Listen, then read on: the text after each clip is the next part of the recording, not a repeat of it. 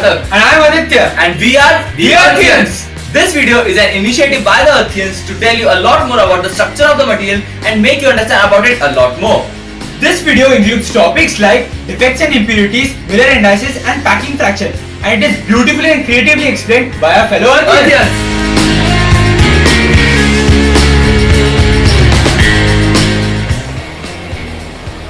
Hi friends, in this video I am going to explain about the unit cell. Unit cell is the smallest portion of the crystal, which when repeated in three-dimensional will get the whole crystal. In this diagram, we can see a crystal, in which this is the smallest portion. Right? When we repeated this smallest portion in three-dimensional, we will get whole crystal. So this is known as the unit cell. These points are known as the lattice points. Unit cells are divided into two. They are primitive and centered unit cells. Primitive unit cells, in which atoms are occupied only at the corners. In center, atoms are occupied at the corners and also at the center. A primitive unit cell consists of only one atom. Each corner occupies only one edge of the atom which is present at the corner. Now I am going to explain on that. You can see a ball. Now we consider that this is an atom and these two are at the faces of the unit cell. Here if you can see that these faces occupy only one edge of the total atom as you see here. So we have total 8 corners and 8 into 1 way we will get 1. So number of atoms in a primitive cell is 1.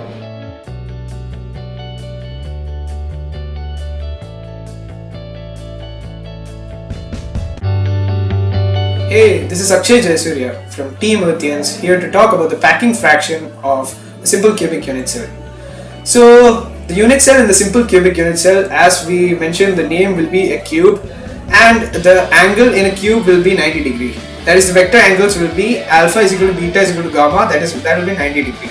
And the simple cubic unit cell is found in fluorine as well as oxygen. And also speaking, polonium has a very rare structure of the simple cubic unit cell. And a unit cell is a basic repeating unit, that's a 3D repeating unit. And the atom in a unit cell will be spherical in this case, and it will be divided into 8 parts. It will be similar to this tennis ball. It will be divided into 8 parts and fixed inside this, and the specific number will be 8 into 1 by 8. That is, 8 parts are there, and 1 by 8 means 1 by 8 of the sphere. So 8 into 1 by 8 will become 1 atom per unit cell. And now talking about the packing fraction of this, the packing fraction will be volume of the atoms in the unit cell divided by the volume of the unit cell. So the volume of the atoms in the unit cell will be 1 atom per unit cell into 4 by 3, that is for the sphere, the volume of the sphere, that is 4 by 3 pi radius cube. So here it will be 4 by 3 pi 0.5 a cube, that will be the radius of this sphere divided by the volume of the unit cell. The volume of the unit cell here is a cube and its side is a, so divided by a cube. So the final formula will be 4 by 3 pi into 0.5 a cube divided by a cube, and that you will get as 0.52. Thank you. Gupta, and today I'll be talking about the body-centered cubic structure. So as you can see, in the body-centered cubic structure, we have one atom in the middle of the cubic structure and one atom divided in the 8 corners of the cubic structure. So at a total, it has 2 atoms. Now the coordination number of a body-centered cubic structure is 8, which means that each atom has a total number of 8 neighbors around it. Now as you can see over here, the radius of a body-centered cubic structure is root 3 by 4a, and as I said that it has total number of 2 atoms in a unit cell, and the average packing fraction is the number of atoms into the volume of the atom divided by the volume of the cube.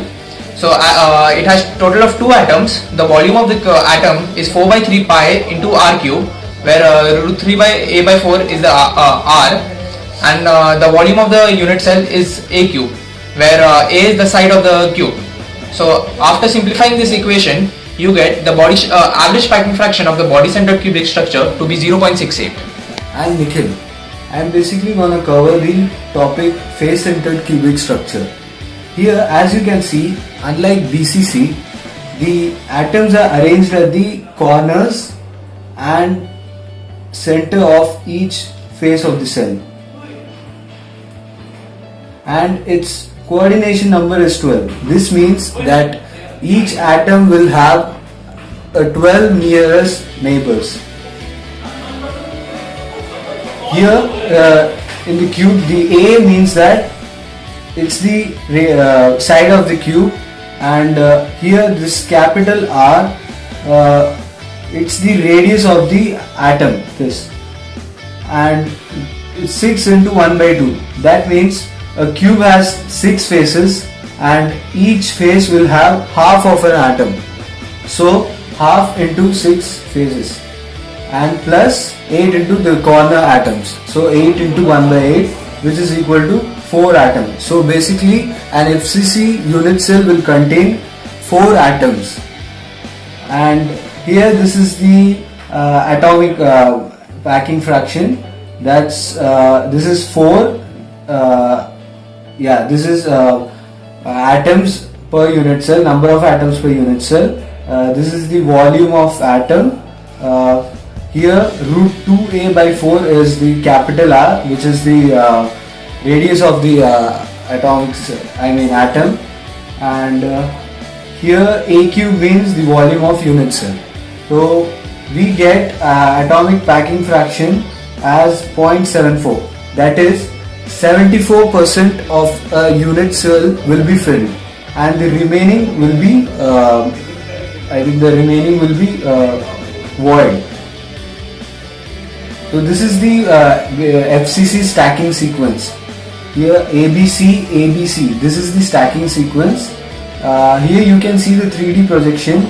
So for good understanding, we look at the 2D projection here.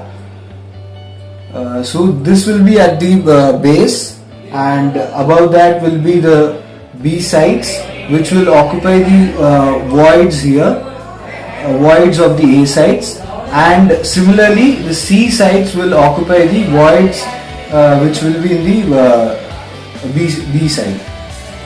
Thank you. Now I would like Sangeet to take over the presentation. I'm going to take over the topic hexagonal close packing. So I think this topic is much more interesting than the other topics, because the other topics were on cubic cells. This one is the hexagonal cell. So the CY ratio is the long edge ratio by the short edge ratio. It is 1.6 generally, but for the most cases it deviates from the value.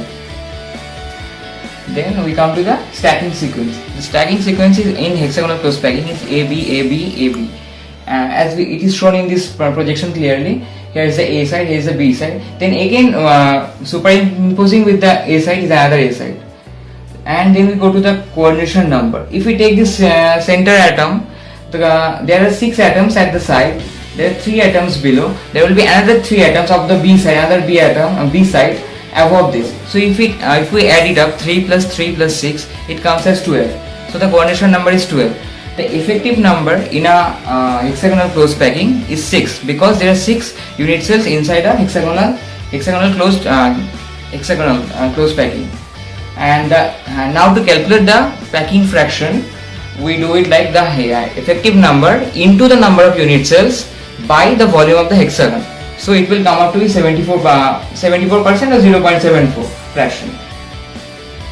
Then we compare this pattern, the sequence of the hexagonal close pack layers with that of a cubic close pack. In a hexagonal close pack it's ABA, but in a cubic close packing it's ABC, because the C layer does not superimpose with the A layer. That's why it's different. This one is same as the top view of the previous diagram only. It's just a top view. Now we go just go over some examples of all the topics in this video. The simple goes. Now this is a simple cubic that's in polonium. The BCC structure of a iron. The HCC structure of a copper. And this is a special structure of diamond, that's diamond cubic. It's also adapted by some other metals like semiconductor germanium, semiconductor beryllium. And it's very hard.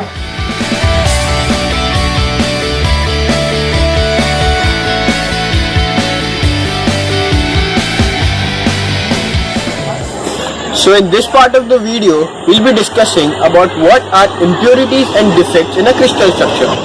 The first thing what comes in our mind is what are impurities and defects. I'll be clearing this doubt in a very yummy manner. So right now what I have in my hand is a normal pizza.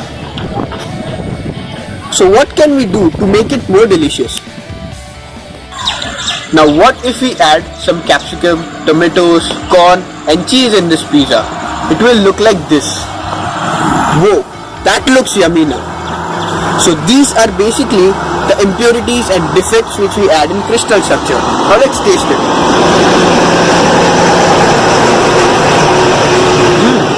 Now we are clear about what are defects. These defects are further subdivided according to their dimensions, such as zero-dimensional defects consisting of point defects, one dimension consisting of linear defects, two dimension consisting of grain boundaries, three dimension consisting of extended defects such as pores and cracks. So now we would be talking about a burger.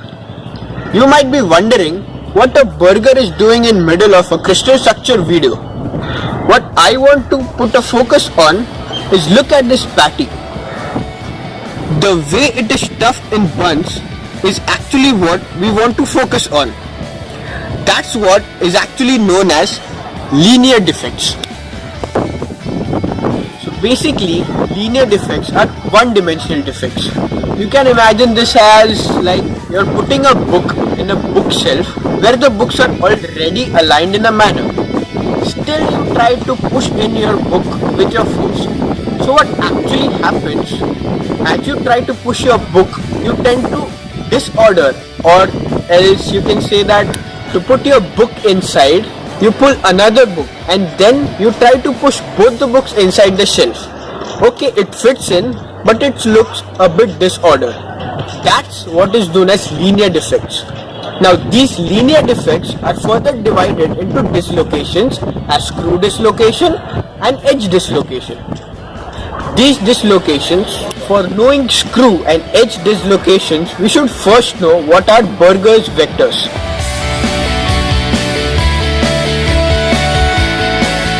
So basically, Burger's vectors represent magnitude and direction of the lattice distortion resulting from a dislocation in a crystal lattice. In most metallic materials, the magnitude of Burger's vector for dislocation is of the magnitude equal to the interatomic spacing, as you can look here, is equal to the interatomic spacing of the material. Since a single dislocation will offset the whole crystal lattice by one close pack spacing unit, the direction of the vectors depends on the plane of dislocation. Most important in edge dislocation, as you can see, the Burger's vectors and dislocation line are perpendicular to one another, and in screw dislocation, the dislocation that are produced, the angle is zero, that is they are parallel.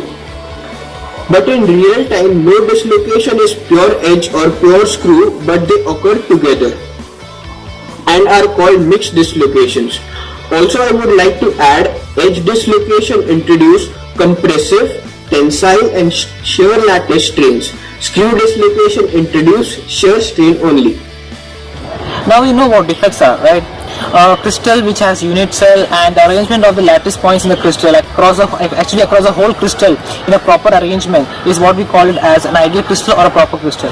But a particular kind of deviation or a departure in the crystal may cause some defects in it, which can either enhance the properties or either reduce it.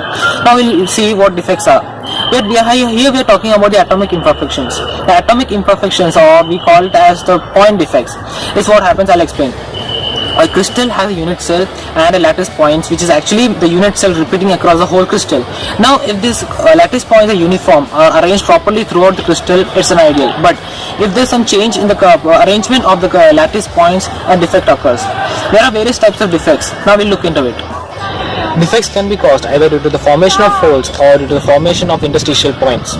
Now, point defects do not alter the stoichiometry of the solid, hence they are called as intrinsic or thermodynamic defects. There are two types of point defects, Schottky effect and Frankel effect.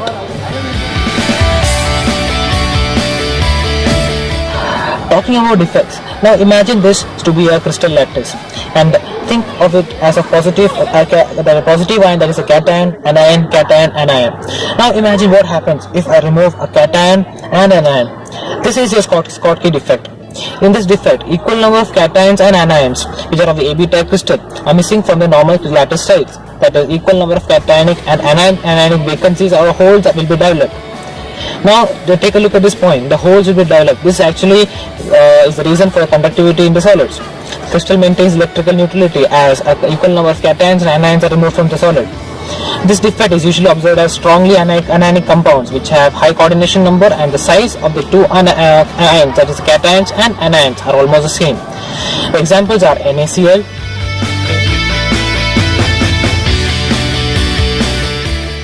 KCl,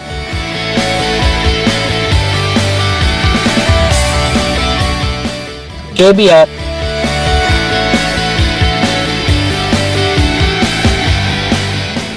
CaCl.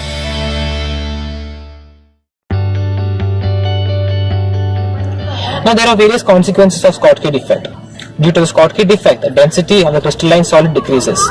Lattice energy and thereby the stability of the crystalline solid decreases, as well as the entropy decreases. Now talking about Frankel defect. Frankel defect occurs when a particular ion from its lattice point moves from moving from its particular lattice point to some other point and causes some property or change in the solid, or alters the properties of the solid. This is what we call as Frankel defect. This defect is caused if some of the ions of the lattice occupy interstitial sites, leaving a corresponding number of normal lattice sites vacant. This defect creates vacancy defect at the original site and interstitial defect at the new site. Frankel defect is also called a dislocation effect. The examples are AgCl, AgBr and AgI.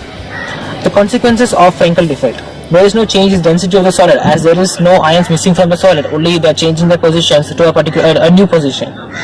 There is increase in the dielectric constant as the like charges come closer.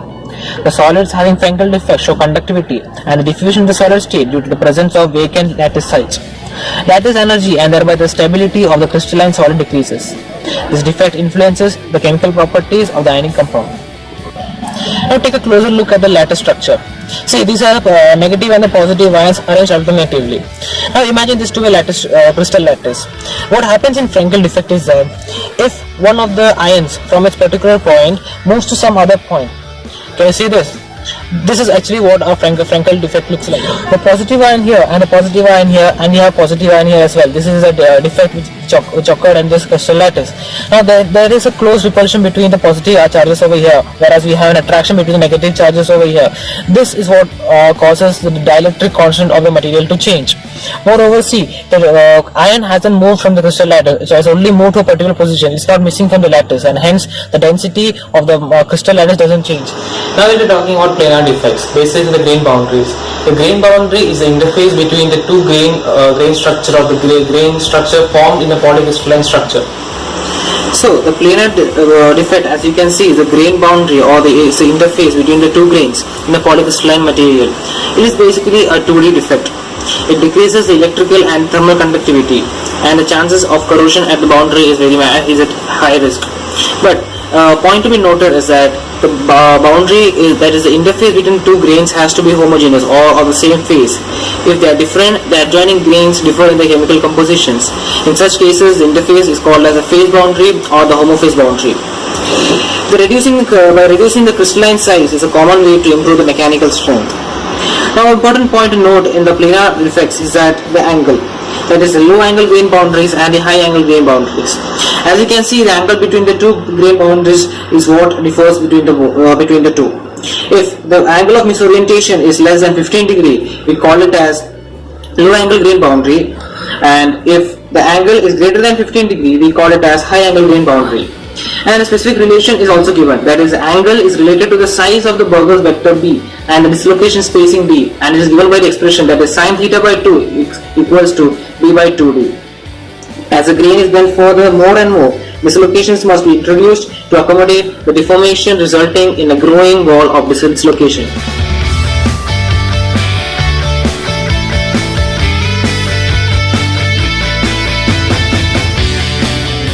Gave me 1013. I'm Vaibhav Bakshi from Mechanical Branch. My registration number is 17 BME 1011.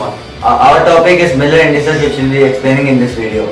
First, we understand what is Miller indices. Miller indices is a set of three integers, mainly denoted by H, K, and L, used to designate the plane of a crystal, which is a HKL, which is denoted inside a parenthesis. In crystal, various planes exist in different directions. A crystal is assumed as a repetition of its unit cell. Now I'll be explaining Miller indices in detail. Now let's see how to find the Miller indices. There are three steps. First, we will get the intercepts. Using the intercepts, we will find the reciprocal. From this reciprocal, we have gotten the Miller indices for that plane. Now we will look at an example to get a more clear understanding of the topic. Here, we have the 100 plane. That is, we have an intercept 100 on the, that is, we have an intercept of 1 on x, infinity on y, and infinity on z. Now, using this, we will find the reciprocal as given above. So, x becomes 1, y becomes 1 by infinity, which is 0, and z again becomes 0. Again, these three are denoted as HKL, which were mentioned earlier. These HKL are used for formally Miller indices. And now this is the 100 plane. Similarly, we also have a 010 plane, which is when we have a 1 intercept on y-axis, and 001 plane when we have a 1 intercept on z-axis. These three are collectively known as the 100 family, which are denoted as 100 within curly brackets.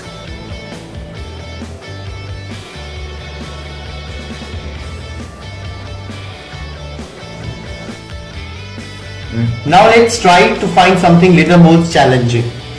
Now we draw our first cubic unit cell. This is our x-axis, y-axis and z-axis. We draw our cubic unit cell.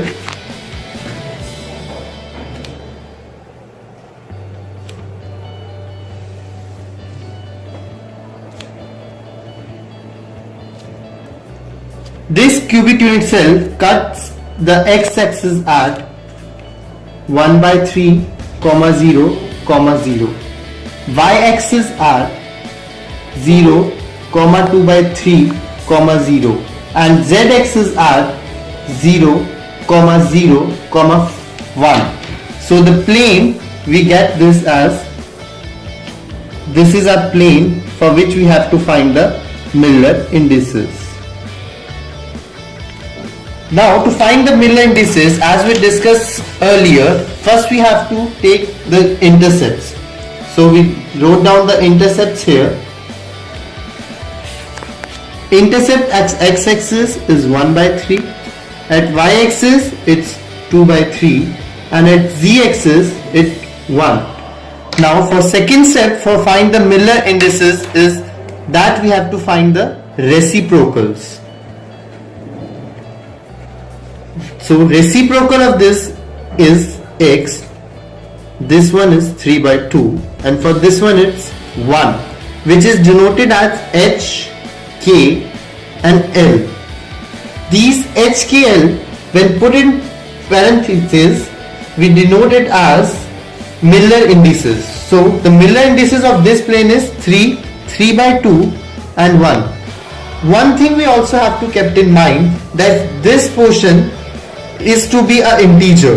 No fraction value has to come in this for Miller indices. So for that, we multiply this whole expression with 2.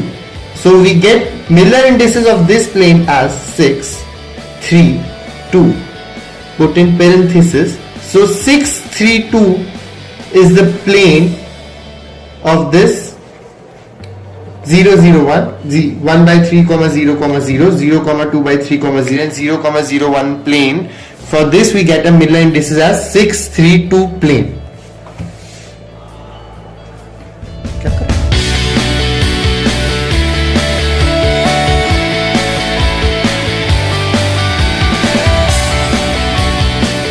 And I am from the team Earthians.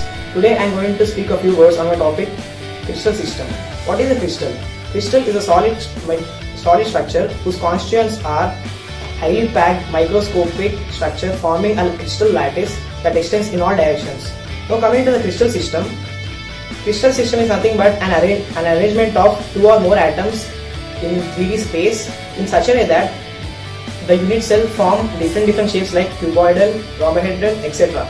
There are totally 7 crystal systems. They are triclinic, monoclinic, orthorhombic, rhombohedral, tetragonal, trigonal, cubic. Now these may contain same atoms. Some of them may contain same atoms, but they contain different sides and angles. These are differentiated on this basis. Now, crystal system refers to one or several classes of space groups, lattice, and crystals. Coming to space groups, it is nothing but a set of symmetry elements which consists and describes the spatial arrangement of a 3D periodic pattern. Now I am going to share a few points about point group. Point group is nothing but it describes the rotation and symmetry of a unit cell. In point groups, the center point is fixed and the other points rotate in a unidirectional way, which does not alter the structure of the unit cell. Hi everyone, this is Ponce and I am from Mechanical Department. Today my topic is crystal and amorphous. So first, crystal is a solid arranged by repeating pattern. So crystal, it is a 3-dimensional structure and which looks like this. It's a 3-dimensional structure. It is basically formed by the freezing of a simple fluid, and not only freezing, in some cases it is also formed by the presence of heat and pressure. For example, diamond is a carbon form and it is made by the passage through of heat and pressure. So this is a crystal, and the shade of crystal is called crystallography. And amorphous is a type of crystalline which don't have a specific shape and size, and it's a type of crystalline. And the main difference between the crystal and amorphous is the crystal is a 3-dimensional structure and amorphous did not have any regular shape and range. The crystal have a long range and the amorphous has a short range. Melting point, when it comes to the melting point, the crystal has a sharp melting point, so it has a particular temperature. It melts at a particular temperature, and the amorphous do not have any sharp melting point. And the heat of fusion, the crystal has a high heat of fusion, and where in case of amorphous it has low, you don't have high heat of fusion. And anisotropic, the crystal is an anisotropic, means it have different optical and electrical properties, but in case of amorphous it have same electrical and optical properties. It is not an anisotropic. And coming to the last one, true solids, the crystalline is a true solid which it exhibits all the properties and characteristics of a solid. But in case of amorphous, it is an pseudo solid, it means a partial solid which exhibits only some characteristics and properties of the fluid solid. The 3D structure of a crystal can be easily understood by first understanding that it has 3 constituents. They are the lattice structure, the lattice parameters, and finally the motif or basis. The lattice structure describes the position of each lattice point within the unit cell. The lattice parameters describe the size, shape, structure of the unit cell. and finally the motif or basis associate each atom with the lattice point. Now it may be easy to get confused between the lattice structure and parameters. They are basically the same. While one describes the positions of the atoms, the other describes the shape of the entire unit cell by giving the angles between each of the axes. And another commonly confused point is between the motif and the lattice point itself. The lattice point just signals the position of an atom within the unit cell, while the motif and basis associate each atom with a lattice point. To further illustrate my point, I shall give an example, that of NaCl. NaCl has a rock salt structure, and in the rock salt structure inside the unit cell there are numerous lattice points. But the position of each where the Na atoms are assigned to and where the Cl atoms are assigned to is only given to us by the motif. By assigning the motif to each lattice point, we can generate the entire 3D lattice structure.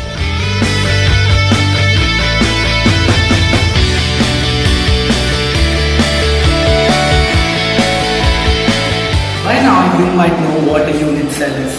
The unit cell, now let's define it with something which has 3 sides and 3 individual angles. These sides are named A, B and C, and these angles are alpha, beta and gamma. With changing sides and changing angles, there come 7 categories of unit cell and a total of 14 types. These 14 types are called the Bravais lattice.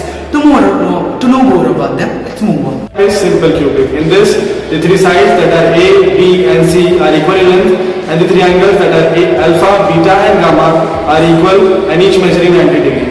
It has 3 variations, that are simple, body centered and face centered. In body center, the atoms are present at the corner as well as at the center of the cube. Whereas in face center, the atoms are present at the corner as well as in the center of the faces. The tetragonal. In this, from the sides ABC, 2 are equal, thus forming a square surface, and the third side is not equal. This forms a cuboid, and the 3 angles are equal to each other and measure 90 degrees each. This forms a perfect cuboid, and it comes in 2 variations, the simple variation and the body center one. Hexagonal type. Unlike the other types, this is characterized by having 4 sides in which 3 of them are equal. They are coplanar and also have equal angles between them, while one of them is perpendicular to this plane, and the whole structure looks like a hexagonal prism. The atoms occupy all the 6 points on the top and the bottom surface, giving a 12 lattice points on this surface. This is the monoclinic type, which all the 3 sides A, B and C are unequal, and all the 3 angles A, alpha, beta and gamma are also unequal, while one of them measures 90 degrees. It has 2 variations, the simple and the end center. The end center, unlike the face center, has atoms occupying any 2 of opposite faces, remaining the rest empty. In this, all the 3 sides that are A, B and C are unequal in length, and all the 3 angles that are alpha, beta and gamma are equal in each measuring 90 degrees. There's 4 variations: simple, body centered, end centered and face centered. Next, rhomboid are also known as triangle. In this, all the 3 sides that are A, B and C are of equal length, and all the 3 angles alpha, beta and gamma are unequal. Cyclinic. In this, all the 3 sides that are A, B and C are of unequal length, and all the 3 angles alpha, beta and gamma are also unequal. Thank you. Oh. Hey guys! That was an amazing video and hopefully you liked it too. We thank our Professor Dr. Pratibha Nalini for helping us and carrying out this amazing project. I think we learned a lot and I think you did too.